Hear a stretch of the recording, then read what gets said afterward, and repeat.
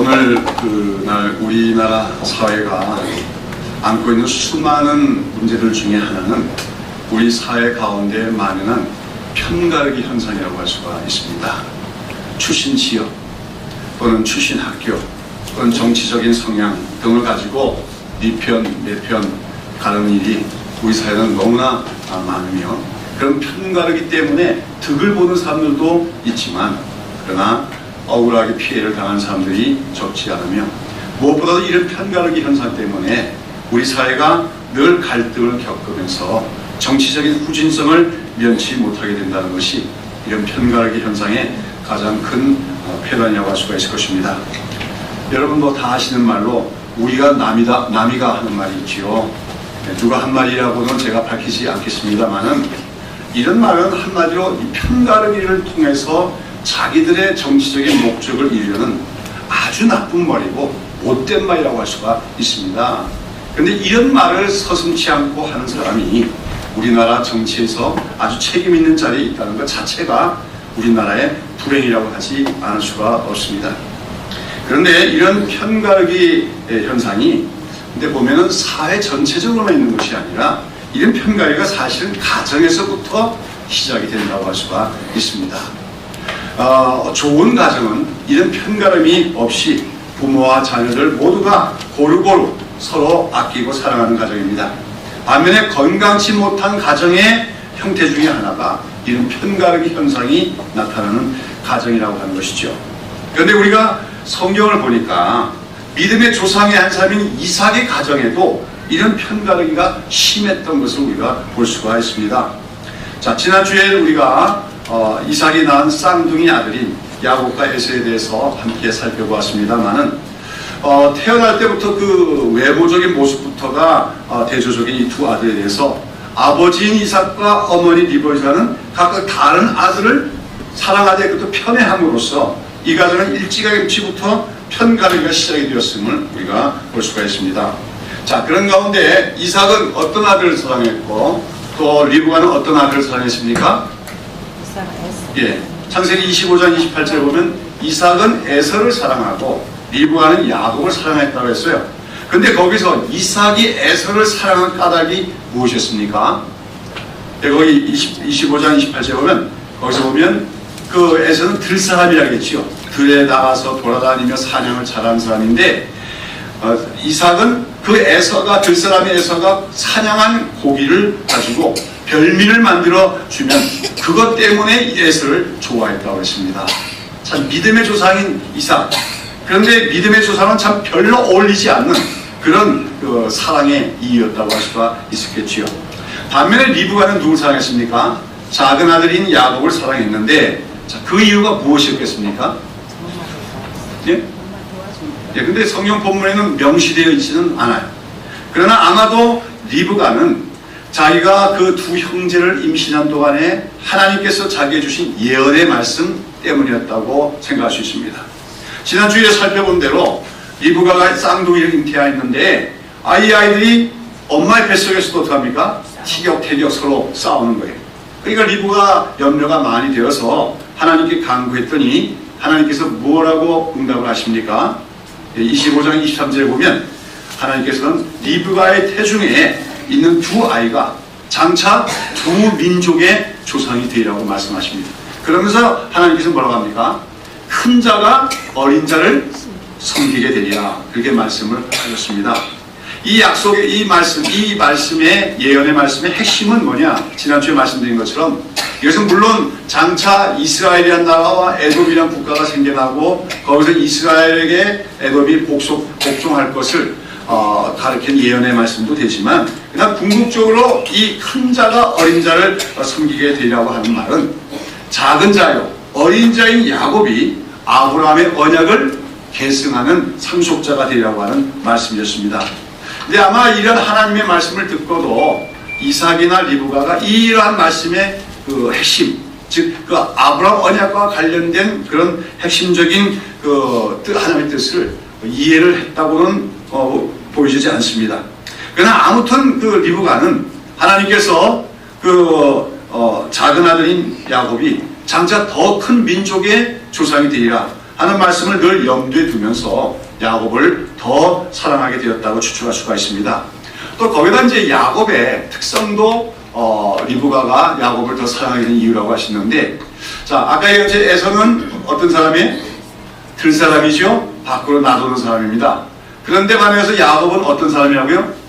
종용한 사람이다 그랬죠. 조용한 성품의 사람으로서 어디에 거합니까?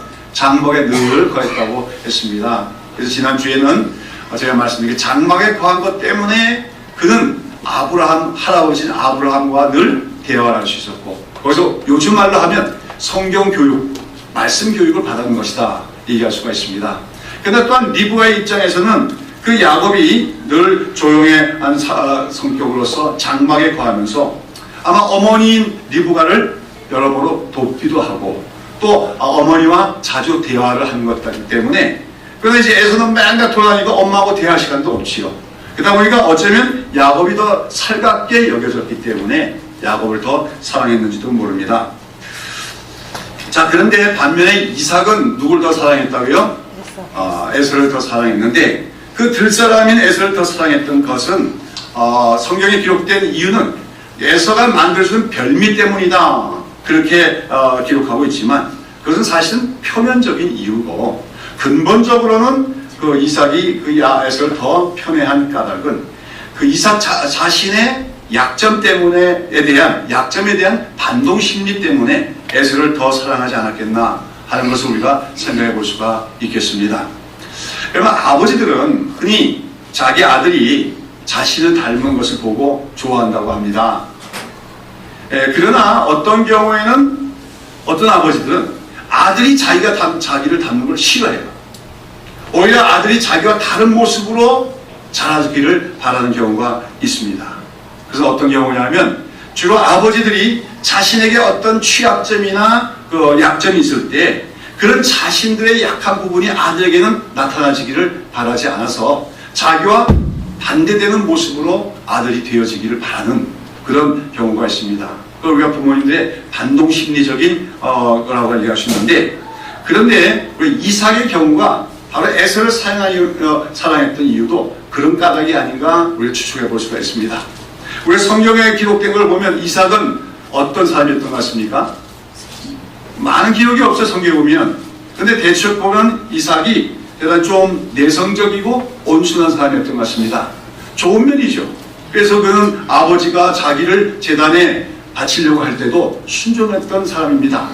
또 블레셋 지역에 살면서 그 아비멜렉이 못되게 굴고 그럴 때도 싸우지 않고 다투지 않고 온유하게 되었던 사람이에요. 그러나 그런 것 때문에 그는 하나님의 축복을 받게도 되어지지만, 그러나 사실은 한 가문을 이끄는 그런 가정의 가장이 온순하고 내성적일 때 사실 손해를 보는 일이 더 많은 것이, 특별히 고대사에서는 그렇지 않았겠나 우리가 생각할 수가 있습니다.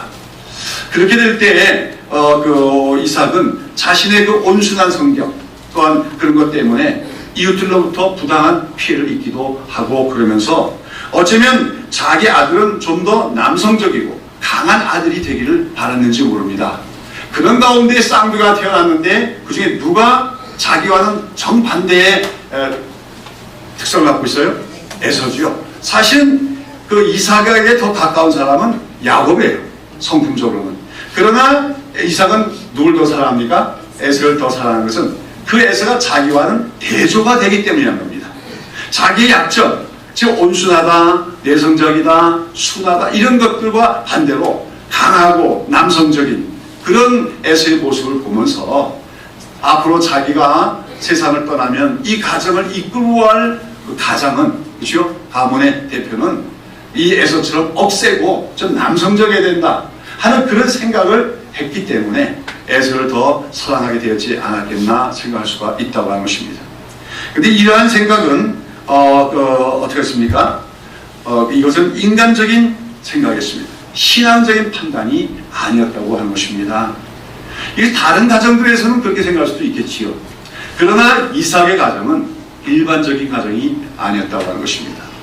아다시피 그 가정은 하나님께서 택하신 가정으로서 특별히 하나님과 세우신 그 구속의 언약, 아브라함 언약을 계승받은 가정으로서 그 이제 두 아들 중에서 누군가는 하나는 그 하나님께서 아브라함과 세우셨던 그 언약을 뭡니까? 계승해야만 했던 것입니다. 둘 다 될 수는 없는 거예요.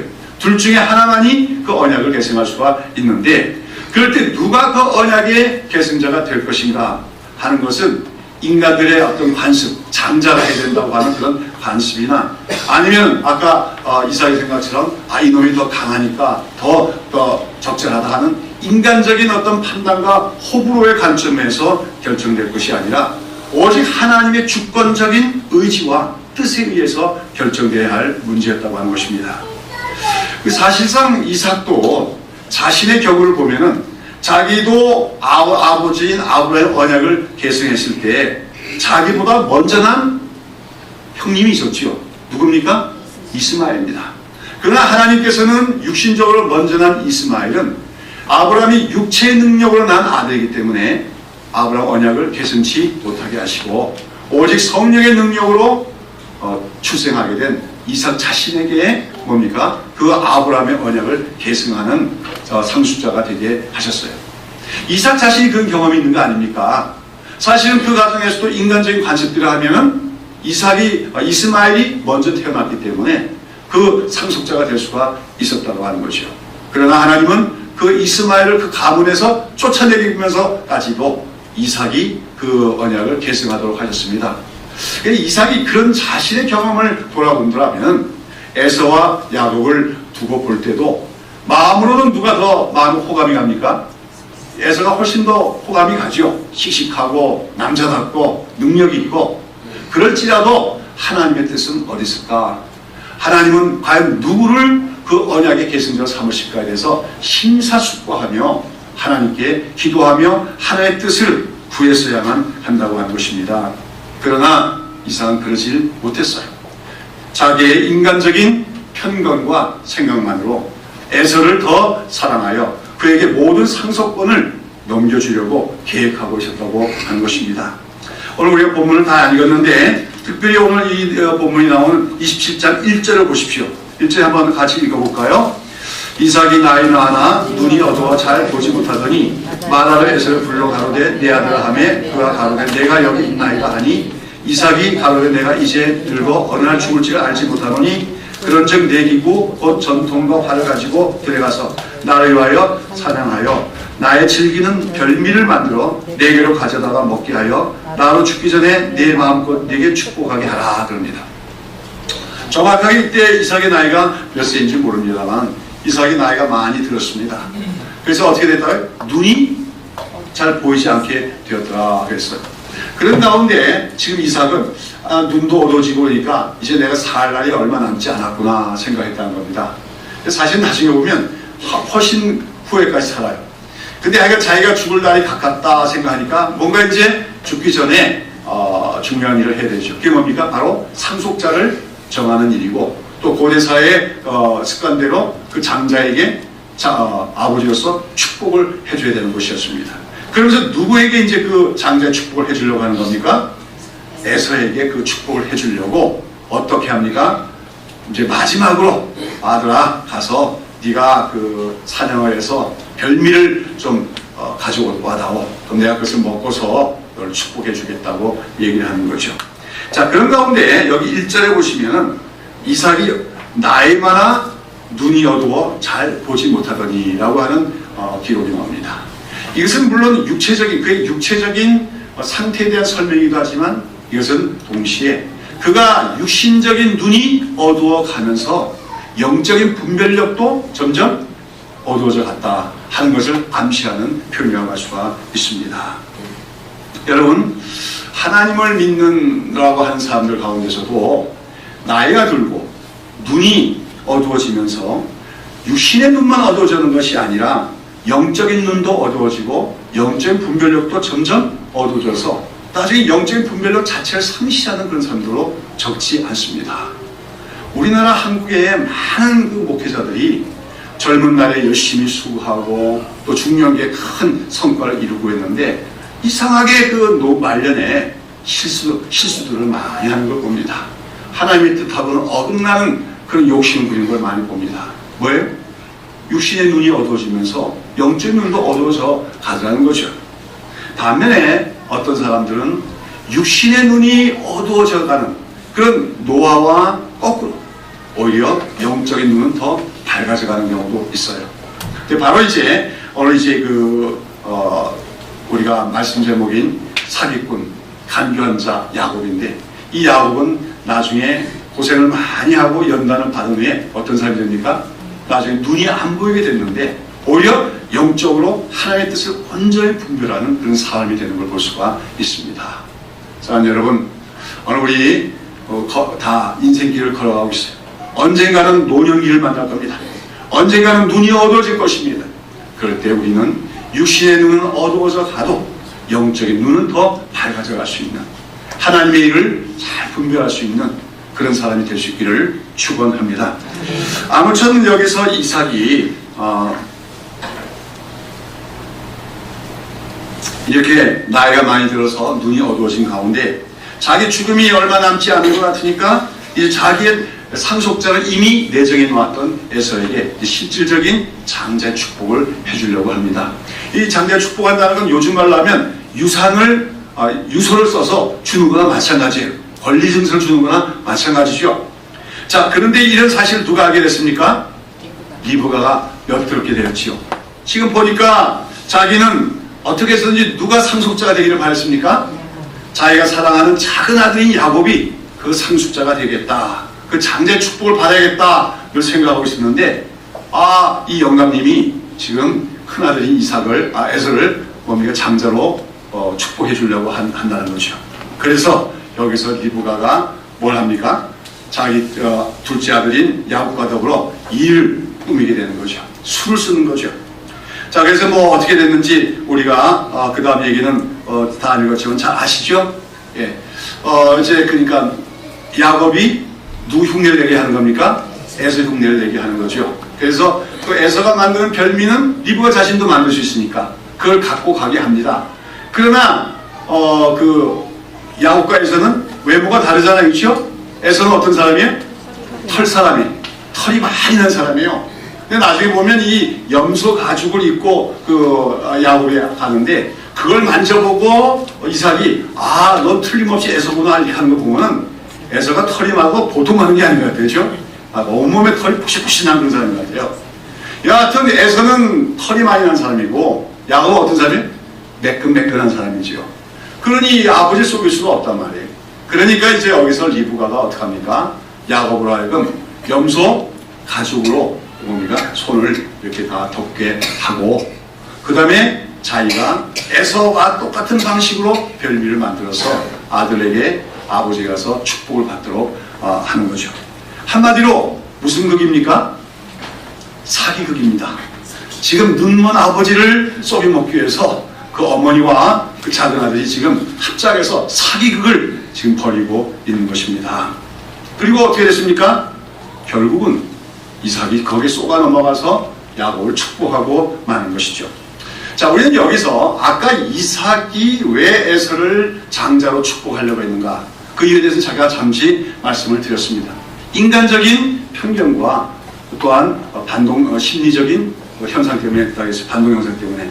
근데 여기서 우리는 그럼 왜 그 리브가는 눈이 어두운 남편을 속이면서까지 둘째 아들인 야곱에게 장자의 축복을 받게 하려고 했는지 좀 다시 생각해 볼 필요가 있습니다. 왜 이렇게 했습니까? 여러분, 여기서 리브가가 야곱을 더 사랑한 것도 역시 아까 얘기했지만 야곱이 더 마음에 드는 아들이기 때문에 그럴 수도 있어요. 그러나 고대사의 관습은 어디까지나 누가 장자권이 있는 겁니까? 큰아들이 그 상속자가 되는 것은 당연한 관례였는데, 그런 관습을 깨뜨리면서까지도 야곱에게 장자의 축복을 받게 하려고 한 데에는 리브가는 늘 사실은 하나님께서 자기에게 주신 말씀, 두 아이를 잉태했을 때 하나님 주신 말씀을 기억하고 있었음을 의미합니다. 그러면서 그 하나님의 예언, 큰 자가 작은 자를 섬기게 되려 하는 말이 꼭 바로 상속자가 되라는 말은 자체는 아니더라도 그런 뜻이 있지 않겠는가? 그렇다면 야곱이 상속자가 되야 되지 않겠나 하는 그런 사실을 늘 염두에 두고 있었다고 하는 것을 우리가 생각할 수가 있습니다. 이렇게 보면 사실은 그 노년기의 이삭과 리브가를 비교해 보면 누가 더 믿음이 좀 낫습니까? 리브가가 좀 믿음이 나은 것 같아요. 뭐 여러 가지 자녀들의 문제, 앞으로 그 가문의 상속자 문제를 어떤 면에서 하나님의 관점에서 보려고 노력하고 있습니다. 반면에 이삭은 지금 누구의 관점에서만 생각하고 있습니까? 사람의 관점에서, 인간의 감정의 관점에서만 지금 상속자 문제를 처리하고 있다고 하는 것입니다. 자, 그런데 여하튼 이 르브가는 늘 작은 아들인 야곱을 더 사랑했고, 또 하나님께서 말씀하신 것은 바로 이 야곱이 상속자가 된다는 말씀이 아니겠는가, 그렇게 생각하고 있었는데 지금 어떤 일이 벌어지고 있습니까? 이 눈이 멀어가는 영감쟁이가 뭡니까? 큰아들인 이삭에게 기어이 장자권을 물려주려고 하고 있다는 거죠. 그래서 여기서 이제 리브가는 작은 아들인 야곱과 더불어서 일종의 사기극을 꾸미게 되는 것입니다. 그리고 그 결과 결국은 이삭으로부터 장자의 축복을 받아내고야 만 것이죠. 그런데 이 일로서 이제 야곱은 장자의 축복을 받았지만 사실은 불명예스럽게도 그는 자기 이름과 다름이 없는 자라는 사실이 알 수가 있습니다. 야곱이라고 하는 이름의 뜻이 무엇입니까? 우리가 전에 살펴봤지만 그것은 발꿈치를 잡는 자라 하는 원래 뜻이 있는데, 다른 말로 하면 사기꾼이다, 속이는 자다, 간교한 자라고 하는 뜻이에요. 근데 이제 그는 아버지를 속이면서 그 장자의 축복으로 받은 것으로 말미암아 그야말로 그는 야곱이다, 그야말로 그는 속이는 자요, 간교한 자요, 사기꾼이라는 것이 지금 확증이 되고 있다고 하는 것입니다. 자, 오늘 본문에 25절, 35절 보십시오. 보면 이제 이삭은 그 자기에게 별명을 갖고 온 그 야곱을 네가 과연 에서냐? 그래서 이제 만져보니까, 팔을 만져보니까 어때요? 털이 푹신푹신하죠? 그러니까 에서 이제 쏘가 넘어가서 장자의 축복을 다 해줍니다. 거기 우리가 읽은 본문 중에서 내 아들의 항치는 여호와의 복 붙이신 밭의 항치로다 보고부터 시작해서 29절 마지막에 너를 저주한 자는 저주를 받고 너를 축복한 자는 복을 받기 원하노라. 이 지금 축복의 내용은 바로 아브라함에게 하나님 주셨던 언약의 그 내용과 다름이 없습니다. 하나님께서는 아브라함에게 너와 너 자손에게 이 땅을 기업으로 주시겠다고, 가나안 땅을 기업으로 주시겠다고 약속했고, 또 너와 내 후손을 말하면 모든 민족이 복을 받게 되어질 것이고, 그 다음에 또한 너를 축복하는 자에게 축복하고 너를 저주하는 자에게 저주하겠다, 그런 언약을 세우셨지요. 지금 이삭은 그 형태는 조금 다를지 몰라도 그 아브라함 언약을 그대로 지금 누구에게 축복하고 있는 것입니까? 야곱에게 축복하고 있는 것이죠. 그리고 이로 말미암아 이제 야곱은 뭐가 된 겁니까? 그 언약의 3세대째 계승자가 되어지게 되는 것입니다. 자, 그런데 여기서 이제 야곱이 그 축복 거짓으로 거짓 아벨 속에서 축복을 받은 후에 누가 돌아옵니까? 에서가 뒤늦게 돌아왔어요. 아버지, 내가 별미를 갖고 만들었으니까 나에게 이제 장자의 축복을 해달라고 말합니다. 그랬더니 거기서 이삭이 어떻게 합니까?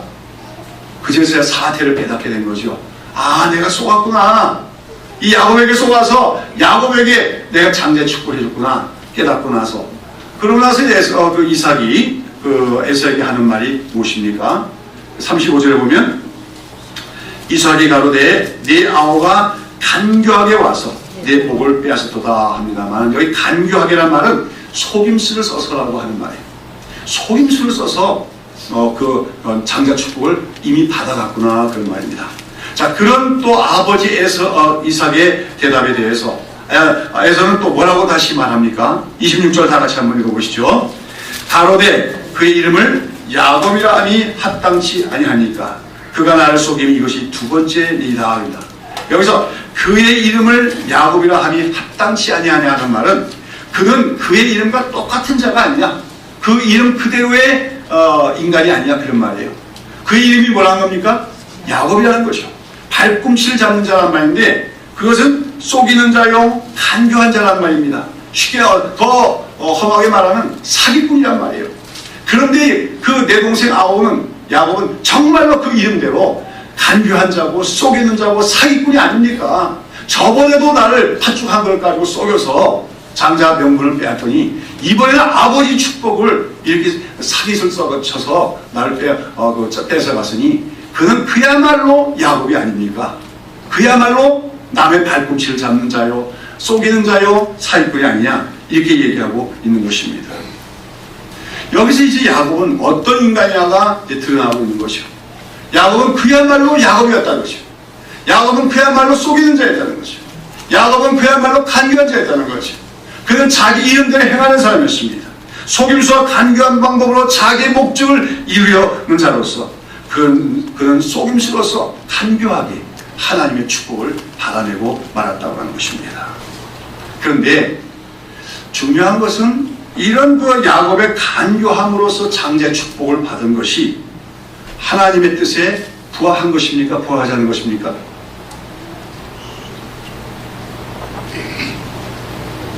결과적으로는 하나님의 뜻에 맞는 것이 되고 맙니다. 무슨 말이냐면 하나님이 그렇게 장자의 축복을 받은 걸 인정하신다고 하는 것이죠. 제가 이런 법들에 대해서 자세히 모르겠습니다만은 어떤 쌍방간이 계약을 하는 데 있어가지고 한쪽이 여러 가지 그 거짓말을 하고 속여서 속임수로서 상대방을 계약을 하도록 한 경우에는 그 계약이 유효합니까? 원인무효가 될 수 있는 것이겠죠. 오늘날 민법에서는. 그런데 오늘 이 본문에 보면 분명히 야곱은 속임수를 써가지고 아버지 축복을 받아냈어요. 그렇다면 그 축복은 뭐예요? 원인무효가 될 수가 있는 거 아니냐. 거짓에 의한 그런 축복이니까 하나님께서 취소할 수도 있지 않겠습니까? 그러나 오늘 본문을 보면 하나님께서도 취소하지 않으셨고 이삭도 그것이 결코 취소될 수가 없음을 알고 있음을 보게 됩니다. 그래서 물론 고대 사회에서는 이제 그 족장 시대에는 이 족장들이 아직 제사장 제도가 없었기 때문에 족장들이 제사장의 직분을 대행하면서 그 족장들이 하나님의 이름으로 맹세하거나 축복한 것은 바로 하나님을 대신해서 한 거기 때문에 취소될 수가 없다 하는 것이 그 당시에 관습이었다는 면도 있습니다. 그러나 무엇보다도 중요한 것은 이삭은 지금 자기가 속아서 타이에서 야곱을 축복했지만 사실 그것이 하나님의 뭡니까? 손길에 의한 하나님의 주권적인 섭리에 의한 것임을 알았기 때문에 그걸 취소할 수 없음을 알았다고 하는 것입니다. 자, 오늘 여기서 중요한 구절이 23절입니다. 23절 한번 보시죠. 33절인가요?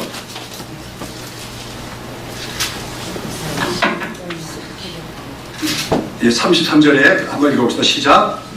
이삭이 심히 크게 떨며 가로되 그런즉 사냥한 고기를 내게 가져온 자가 누구냐? 너기 전에 내가 다 먹고 그를 하여 축복하였으니 그가 정령 복을 받을 것이니라 합니다. 그가 정령 복을 받을 것이다. 내가 이미 그를 위하여 복을 빈 것은 취소될 수가 없다고 하는 말이죠. 그런데 그 이삭이 어떻게 하면서 그 말을 합니까? 심히 크게 떨며 가로되 그랬어요. 그래서 심히 크게 떨며라고 하는 것은 원문상으로는 두려워하고 또 두려워하며 그런 뜻입니다. 지금 그 이삭은 자기가 속임수로 야곱을 축복했다는 사실을 깨닫게 되자 어떻게 했다고요? 두려워하고 또 두려워했다는 거예요. 그러면서 몸이 떨릴 정도로 두려워했다고 하는 것입니다. 왜 그랬겠습니까? 왜 몸이 떨릴 정도로 두려워했겠습니까? 야, 이 작은 아들 야곱 너한테 내가 쏘았구나. 마누라쟁이하고 이 작은 아들이 사기를 쳤구나. 그런 분개가 심 때문에 떨었을까요? 아닙니다. 여기서 이삭은 그제서야 신앙적인 눈이 번쩍 떠졌다는 말입니다. 아까 얘기했지요. 이삭은 나이가 들어가면서 눈이 육신적인 눈이 얻어가면서 영적인 눈도 어두워져 가고 있어요. 그래서 인간적인 판단, 인간적인 편견 가지고 장자인 에서에게 모비가 상속자로 축복해 주려고 했습니다. 그러다가 지금 뭐예요? 쉽게 말해서 뒤통수 맞은 거죠. 자기 마누라하고 작은 아들의 그 사기극에 의해서 뒤통수를 맞은 거나 마찬가지입니다. 그러나 그 사건 때문에 그는 눈이 번쩍 떠진 것입니다. 하나님을 인식하게 된 것입니다. 이 일이 하나님으로 말미암은 것이구나. 그는 깨닫게 되었다고 하는 것이죠. 자기는 그냥 인간적인 감정을 따라 어떻게든지 에서를 축복해 주려고 했습니다. 그런데 일이 어떻게 됐습니까? 자기의 굶는 것을 이용해 가지고 그 작은 아들 야곱이 사기를 쳐서 자기에게 장자 축복을 얻었지만 그것은 바로 하나님께서 하나님의 뜻을 이루시기 위한 섭리의 과정 속에서 일어난 일이란 것을 그는 깨닫고 거기서 살아계신 하나님, 역사하시는 하나님, 주권적인 하나님의 그 행사 앞에서 두려워하며 떨었음을 의미하는 것입니다. 마지막 각성이 됐다고 하는 말씀이죠. 아까도 말씀드린 것처럼 이삭은 어떻게 보면 좀 편안하게 살았던 사람이에요. 평탄하게 살아서 그냥 평탄하게 살다 보니까 이렇게 그 부르짖을 기회도 별로 없었고 그러다 보니까 신앙적으로도 점점 나태해지고 육신적인 능력이 몸과 함께 영적인 눈도 멀어갔습니다. 그렇기 때문에 그 자기의 후계자를 정하는 문제에 있어서 심각하게 고민하면서 영적으로 해결해 보려고 한 것이 아니라 인간적인 편견과 고집으로 에서를 축복하려고 했다고 하는 것이요. 그러나 이제 그 아내와 아들의 속임수에 의해서 어쩔 수 없이 축복을 했지만 그 일이 하나님으로 말미암은 것이다 하는 것을 깨닫을 때 어떤 면에서 일면 내가 너무 안이하게 살았구나, 영적으로 내가 분별이 없이 살았구나 하는 것을 깨닫고 회개하는 마음과 더불어서 하나님께서는 자신의 뜻을 어떻게 해서도 이루신다고 하는 하나님의 그 어미성 앞에서 그는 크게 두려워하며 떨었다고 하는 것입니다. 한마디로 이삭은 여기서 모든 사태의 진상을 깨닫고 나서 일종의 거룩한 두려움에 사로잡혔다는 것이라고 할 수가 있는 것이죠. 그러면서 에서에게는 에서야, 나는 너에게 더 이상 축복해 줄 것이 없다. 나는 이미 야곱에게 모든 축복을 다 해주었다.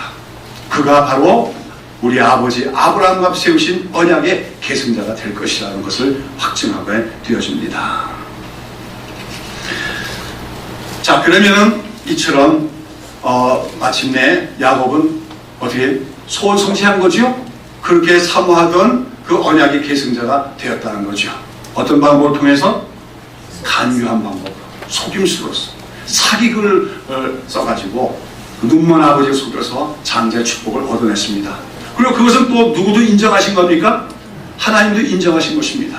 그러니까 잘한 거죠. 결과적으로. 그러니까 우리가 남을 속여서라도 하나님의 뜻을 이루면 되는 것이죠. 예, 그렇게 생각하시면 안 되는 겁니다. 하나님의 섭리는 때로는 인간의 사악함, 인간의 죄악성 가운데서도 하나님의 뜻은 이루어질 때가 있습니다. 인간이 거짓말을 하고 악한 일을 하는데도 그런 걸 통해서도 하나님의 뜻이 이루어질 때가 있어요.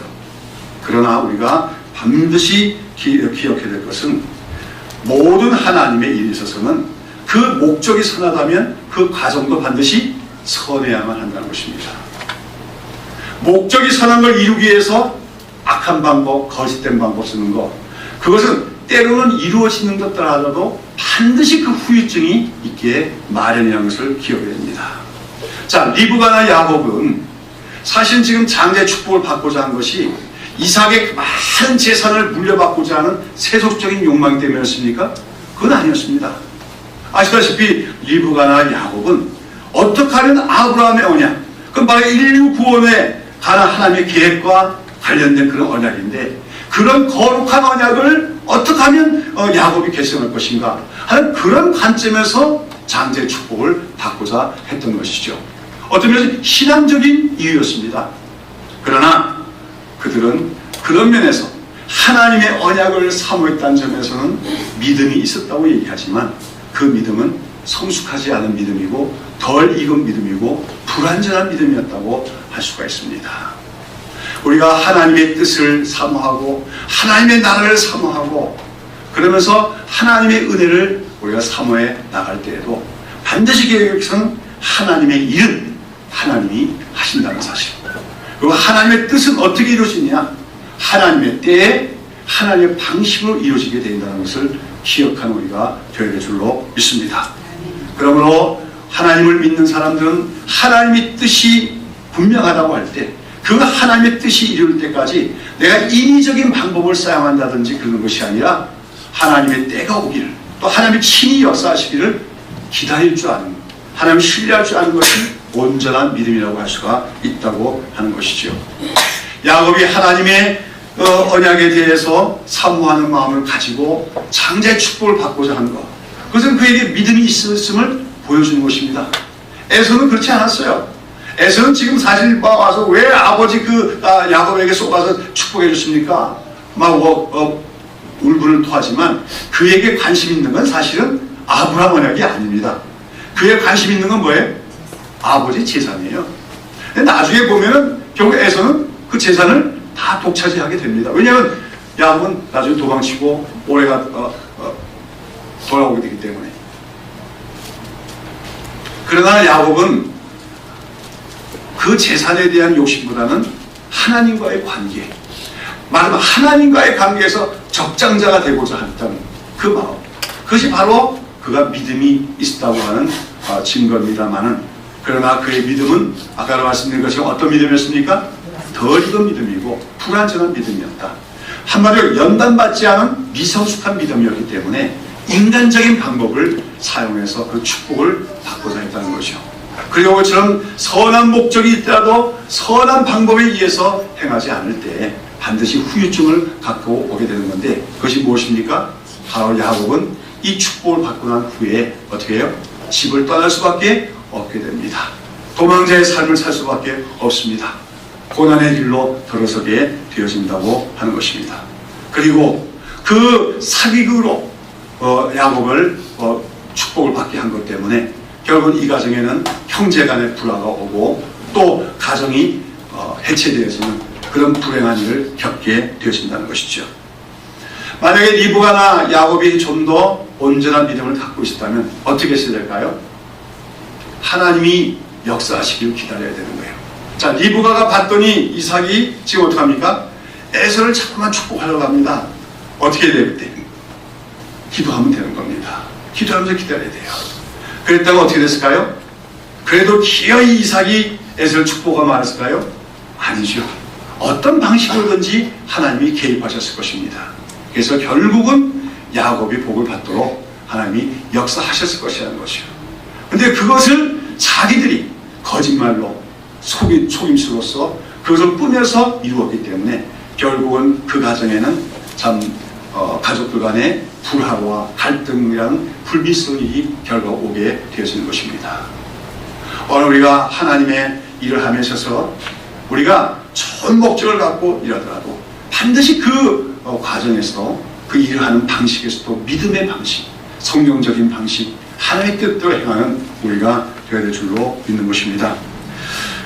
여기서 이제 결국은 어떻게 합니까? 에서가 또 다시 자기 동생인 야곱에게 뒤통수를 맞은 걸 깨닫게 되고 어떻게 합니까? 분노를 격하게 되는 거죠. 그래서 뭐라 합니까? 이놈 야곱 가만두지 않겠다. 때려 죽이겠다는 거죠, 한마디로. 그렇죠? 그러면서 보니 아버지는 이제 어떻게 할 것 같아요? 곧 이제 떠나실 것 같아요. 눈도 멀고 뭐 분별력도 없는 것 같고. 그러니까 이제 아버지 돌아가실 때가 얼마 남지 않았으니 조금만 기다리다가 내가 아버지 죽고 나면 어떻게 해요? 이 아우 야곱을 반드시 내가 안 갚은 말이야. 때려 죽이겠다. 그렇게 다짐을 하는 것입니다. 이 사실을 또 누가 합니까? 어머님 리브가가 합니다. 그러면서 내가 어떻게 두 아들을 잃으랴. 이렇게 하고 야곱을 집에서 떠나게 하는 거죠. 어디로 보냅니까? 자기 친정집이 있는 바다마람이라고 하는 곳으로 가게 합니다. 그곳에는 이제 자기 친족들이 있는데 나중에 보면 이제 거기 살고 있는 자기 오빠나 라반이죠. 야곱의 외삼촌이나 그 일족들이 온전한 믿음은 아니에요. 그리고 그들이 다 누구를 믿고 있습니까? 여호와 하나님을 믿고 있는 신앙의 가문을 이루고 있었습니다. 그래서 야곱 지금 리브가는 일단 지금 불같이 성을 내고 있는 그 에서의 칼날을 피하기 위해서라도 야곱을 피신하도록 하면서 또 동시에 에서는 지금 누구와 결혼했습니까? 26장에 나오는데 에서는 그냥 돌아다니다가 눈에 맞는 여자를 골라가지고 가나안 족속 중에 여자를 자기 아내를 취했지요. 이게 리브가한테 늘 마음에 괴로웠습니다. 왜요? 리브가는 아까도 얘기했지만 이삭보다 오히려 믿음이 더 좋았던 게 리브가 같아요. 그래서 자기 아들들이 믿음의 결혼을 하기를 바랬는데 에서는 그러지 않았기 때문에, 그렇기 때문에 더 야곱을 사랑했는지 몰라요. 그러면서 리브가는 지금 야곱을 떠나보내면서 네가 여기서 아내를 구하지 말고 그 그곳에 가서 아내도 구하게 되고, 일거양득이죠. 에서의 칼날도 피하고 뭡니까? 믿음의 아내도 구하고, 이렇게 한 목적으로 야곱을 보냅니다. 이때 리브가는 야곱이 곧 돌아올 수 있을 걸로 기대합니다. 리브가는 에서의 그 성격을 잘 이해하죠. 에서 성격이 어때요? 불같은 성격의 한마디로 막 화가 날 때는 뭐 눈에 보이는 게 없습니다. 그러다가 시간이 지나가면 어떻게 해요? 다 잊어먹고 가는 사람, 그런 사람 있죠. 좀 단순한 사람, 그런 사람이에요. 그러니까 리브가는 네 형 에서가 지금은 너를 죽이려고까지 하는 그런 분노 가운데 있지만 곧 얼마 가지 않아서 그 분노가 가라앉게 될 것이다. 그러면 내가 사람을 보내서 너를 오라고 할 테니까 그때 빨리 돌아오너라. 그러면서 야곱을 떠나보냅니다. 근데 이러한 리브가의 뜻대로 됩니까? 그렇지 않지요. 근데 리브가가 그 야곱이 믿음의 아내들을 맞이하길 바랬던 소원은 이루어져요. 그래서 결국은 밧다마람에 가서 야곱은 믿음의 가정에서 내 아내를 얻게 되어집니다. 그러나 리브가가 소원했던 것, 정말 사랑하는 아들 아닙니까? 정말 사랑하는 그 야곱이 곧 돌아가기를 바랬던 엄마의 마음은 이루어지지 않고 야곱은 20년 후에 돌아오게 되는데 그동안에 리브가는 이 세상을 떠나고 마는 거죠. 아들의 얼굴을 보지 못하고 떠납니다. 이게 왜 그런 결과가 온 것입니까? 바로 그들이 사기를 쳐서 거짓말로 하나님의 뜻을 이루려고 한 것에 대한 후유증이었다. 하나님의 징계였다. 얘기할 수가 있습니다. 그러나 더 중요한 것은 무엇이냐면 사실 이렇게 해서 야곱은 어디를 떠날 수밖에 없습니까? 집을 떠날 수밖에 없는데 그때부터 야곱은 이제 고난학교라고 하는 학교에 입교를 하게 되는 것입니다. 그동안 아버지와 어머니의 슬하에서 편안하게 잘 살았습니다. 특히 어머니의 그 사랑을 받으면서 뭐 어려운 거 없었어요. 근데 이때부터 그는 뭡니까?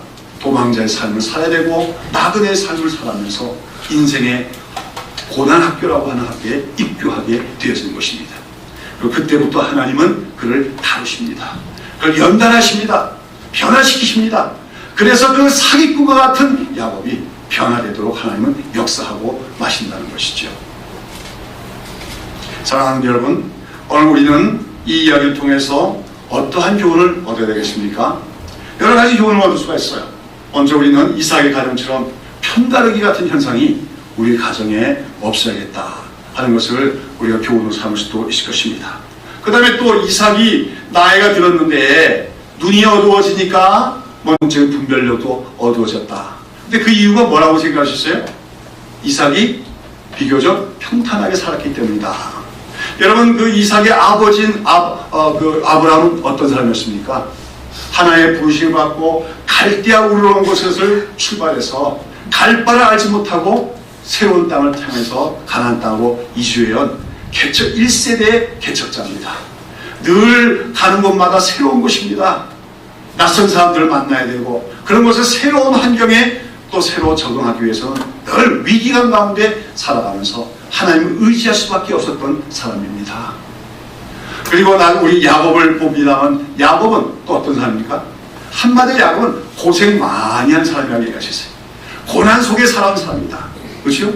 그런데 그 파란만장한 산 끝에 아까도 말씀드린 것처럼 야곱은 노년기에 눈이 어두워졌지만 뭐는 밝습니까? 신앙의 눈, 영적인 눈은 환하게 밝은 사람이 된 걸 볼 수 있어요. 근데 반면에 이삭은 아버지나 자기 아들 야곱처럼 고생을 많이 하지 않은 사람입니다. 지난주에도 우리 살펴봤지만 이삭이 이제 블레셋 사람들과 분쟁이 좀 납니다만은 그래도 이제 그 이삭은 그 목축을 한 자로서 이제 그 샘물이 꼭 필요한데 그 물 문제를 어떻게 해야 합니까? 아버지가 아브라함이 곳곳에다가 그 샘을 파는 데가 많기 때문에 그 블레셋 사람들이 와서 샘을 하나 빼앗아 뿌리면 어떡해요? 다른 데로 가면 됩니다. 그 아버지가 또 파는 데가 또 파면 물이 나옵니다. 아버지답게 그는 큰 어려움 없이 살았던 사람이라고 할 수가 있지요. 그런 평탄의 삶을 산 결과 그는 노년기에 어떻게 됐어요? 눈이 어두워짐과 동시에 영적인 눈도 어두워졌다. 여러분, 그러니까 우리가 일생을 살면서 평안하고 평탄하게 사는 게 축복이다가 그렇게 얘기할 수 있을까요? 많은 사람이 그렇게 얘기할 수 있겠지요. 그러나 어떻게 보면 평탄하게 사는 게 꼭 축복만은 아니더라는 거지요.